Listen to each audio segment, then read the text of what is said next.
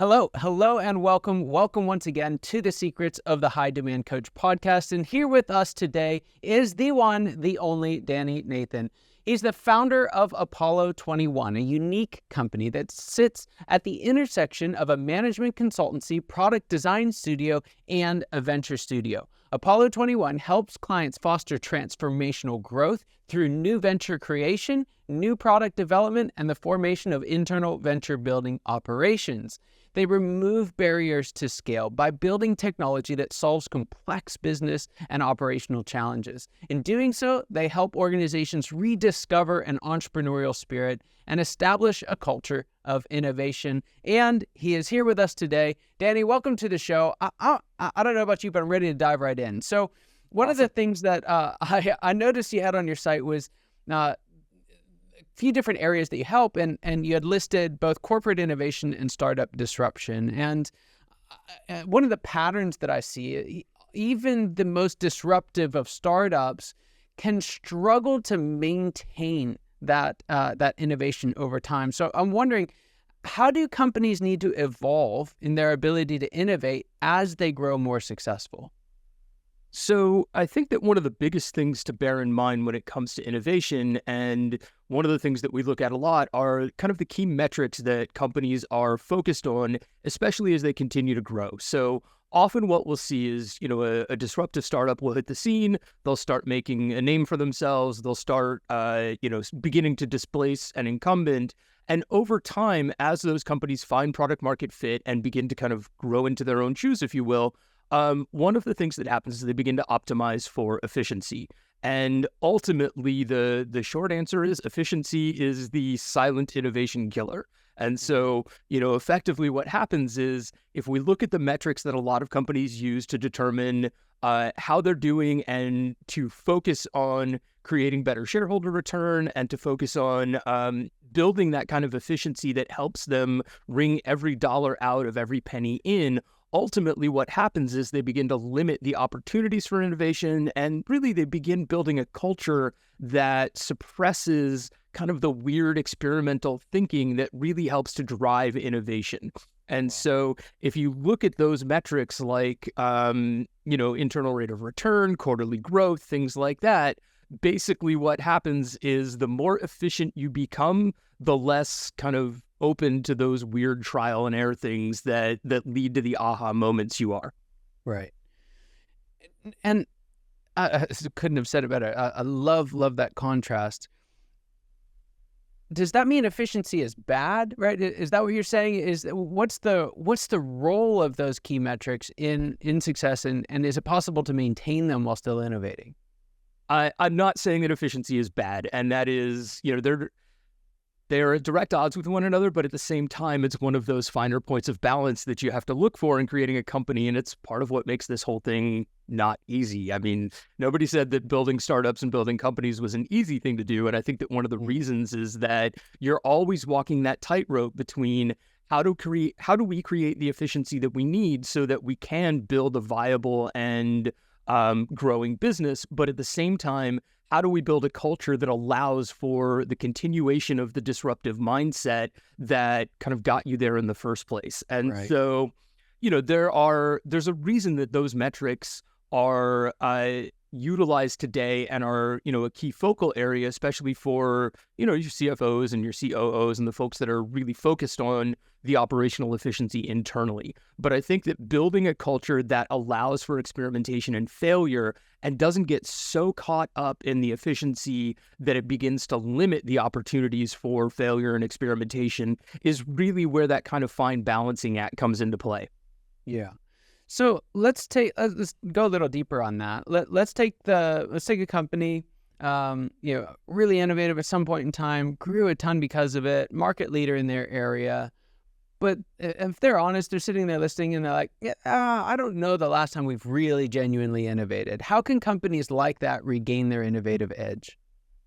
It comes down to one, first and foremost, is just being open to it. Having that realization in that moment of, something has changed and we have slowed down in our ability to create new and interesting things, to explore new business models, and to really look for opportunities to continue to be disruptive in the way that, ostensibly we were when we were a startup. That recognition is really the first big step. The other thing that we encourage companies to do often is to maintain close contact with their customers. And, of course, a lot of companies say, oh, well, we talk to our customers all the time. We send them an NPS survey. We send them a customer service satisfaction survey, things like that. And, when we think about talking to customers, that's really not what we mean.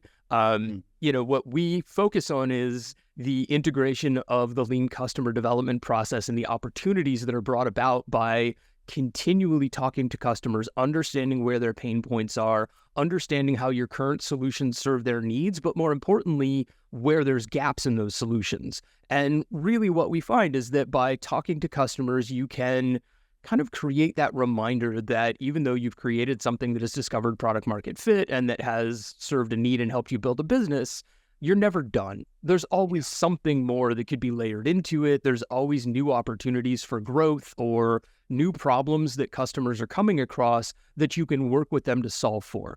And by creating a culture where that customer development process is every bit as ingrained as the product development process, you can really create a holistic view of where your opportunities are and force yourself to maintain that view of innovation because you're never settling for the thing that you've already built. Yeah. One of the challenges that I've seen larger, more successful organizations face is relegating things to becoming departmental initiatives, right? Great company cultures die in the HR department. And in the same way, I find that great innovative companies die in innovation departments. And it's a bit of a pet peeve of mine where it's like, oh, we're innovative. Look, that's what they do over there. Yep. But I've found the more you do that, the less everybody else does. Has that been your experience? And if so, how do we fix it?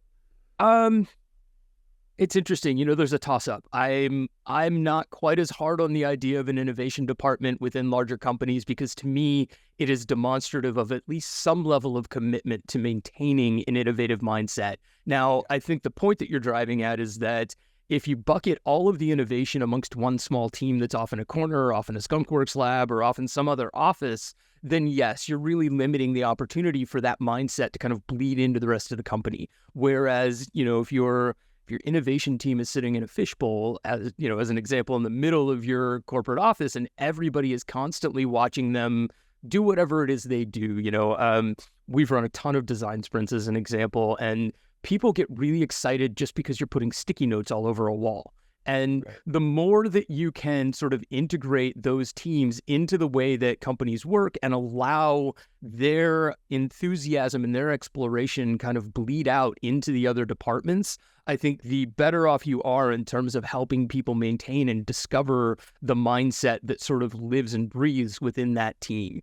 And then the other thing that we encourage clients to do often is if you have an innovation team like that, is to make sure that they're not so siloed that they don't have an opportunity to learn from other people in the business. So right. Bringing in other departments, holding, innovation work sessions on a regular basis and involving people from other silos, if you will, from throughout the company can help not only their team understand and kind of bring your mindset back to their part of the organization, but it can also infuse the ideation and kind of the thinking from that department into the innovation team. And so I think that if you're going to silo a team off like that and make them the quote unquote innovation gurus, you have to do so in a manner that allows for that kind of collaboration across the broader organization.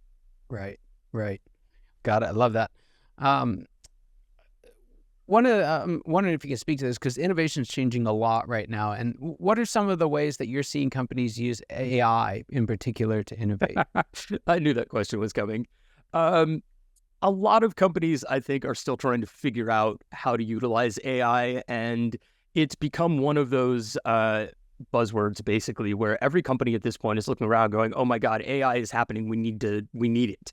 And on the one hand, they're right, because AI is coming and is not going away, and it is going to change a lot of the way that we do business. But at the same time, it is still nascent enough that we're figuring out what the impact can be, especially for a team like an innovation team. And so I think that, the biggest thing that we encourage clients and, folks in that space to think about is understanding what's happening in the space, learning about it, getting hands-on with AI enough that they can understand where it's going and what the capabilities are today so that they can begin to ideate and kind of churn on where it might impact them in the future. But I think that we're still a little bit early to see really impactful use cases of AI on the innovation space in particular, because innovation is something that is inherently human. It's inherently driven by some sort of pain point in the discovery of a better way to do something. And right now, the way that AI works is by taking sort of, at a very high level, taking the average answer from everything that has gone into the data set and spitting that out as sort of the best possible outcome that it can think of. And so average and innovation are kind of not aligned to one another. So, just bear in mind, if you're trying to apply AI, that it's a great place to understand what's happening technically, but it's not necessarily a great place to really drive ideation from. Yeah. I'm glad that you said that, because my next question piggybacks right off of that. And in particular, what's the role of data management in sustaining innovation? Ooh, that's a really good question, especially kind of on the heels of an AI discussion. That's one of the biggest problems that we see, is that a lot of companies that want AI today aren't really set up for it from a data perspective. And so the ability to collect data and to understand what you have at your disposal is both an amazing kind of foundational opportunity for thinking about how you might innovate and what might happen in the future. But when it comes to applying AI to that data, you have to make sure that it has been organized and normalized and ingested into a system that you can then use to build a model. And most companies just aren't there yet. And so that's part of the reason, when I describe our habit of encouraging clients to play with AI, to understand what the capabilities are, but to sort of take a step back from that rush into, we need to build this for ourselves. It's because often they aren't ready. And so if you take the time during the discovery process and the understanding process of learning about what AI is and what it can do today, that also buys you time to then understand what the current state of your data collection is, and then allow you to start preparing for how to better utilize that data so that you can generate bespoke insights, build a model that is, unique to your company, for example, so that you're not starting from sort of the middle ground of the same place that everybody else is. Everybody has access to ChatGPT and to Gemini and to all of the popular tools today. And there is some measure of training that you can do within those tools, but it is not a bespoke model that is built around your company, for example. Right.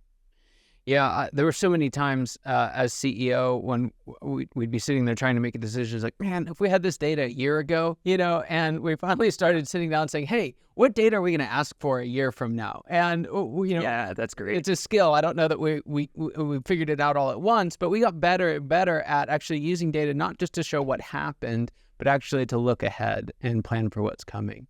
Yeah, I think one of the other big problems with data is, we've gone through the last 15 plus years realizing that there is a ton of value that is hidden in our data. And the result is that companies have become very good at collecting data, but not very good at then understanding how to utilize it. And so you're looking at a bunch of companies now that have huge data lakes from the last decade, and they have information that could provide value, could prove valuable and insightful to them, but there's no way to really unlock that value because they haven't gotten to the point where the data is being fed in and then, utilized in a manner that allows you to kind of query it in really impactful ways. And so I think that as the world of AI continues to grow up, that's one of the biggest benefits that we will see, is that companies can start kind of digging into this huge data set that they've collected and really making use of it. Yeah, it's fantastic. So Danny, there's a question I like to ask all my guests. I'm going to ask the same question of you here. So what would you say is the biggest secret that you wish wasn't a secret at all? What's that one thing you wish everybody watching or listening today knew? So I've developed kind of a personal mantra out of my experiences with this, and that mantra is fail beautifully. And to me, it is a consistent reminder that in everything entrepreneurial and everything that you do when you're going to try and build a company, a new product, et cetera, you are going to find moments of failure, just full stop. And part of the problem with that is that we're taught from a young age that failure is a bad thing. And so when we fail, when something doesn't work, we view it as a problem or as a, as a missed opportunity on our part, when in reality, in my mind, failure is just a learning experience. It's how we figure out what works and what doesn't along the path towards the thing that we're trying to solve for. And so the more that people can, to use another kind of adage, fall in love with the problem and not the solution, the more they will learn to accept failure along the path as just part of the process. And so my biggest piece of advice is learn and grow comfortable with the fact that you are going to fail. Yeah, so true. So true and so powerful. Danny, there's some folks listening and they're hanging on every word that you said. They know their data is a mess. They're worried about losing their ability to innovate out on the edge, and they want someone to help walk them through it. How can they find more out about you and the work you guys do at Apollo 21?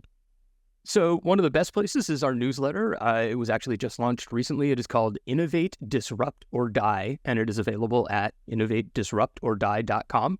And then, of course, best place to learn about us and the work that we do and review a bunch of case studies that dig deeply into what we've done for clients as well as the outcomes for them is our website at apollo21.io.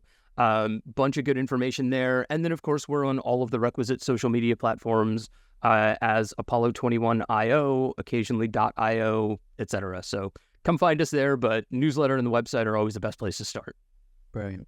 Danny, thanks so much for being on the show. Just a privilege having you here. And for those of you watching and listening, your time and attention mean the world to us. I hope you got as much out of this conversation as I know I did, and I cannot wait to see you next time. Take care.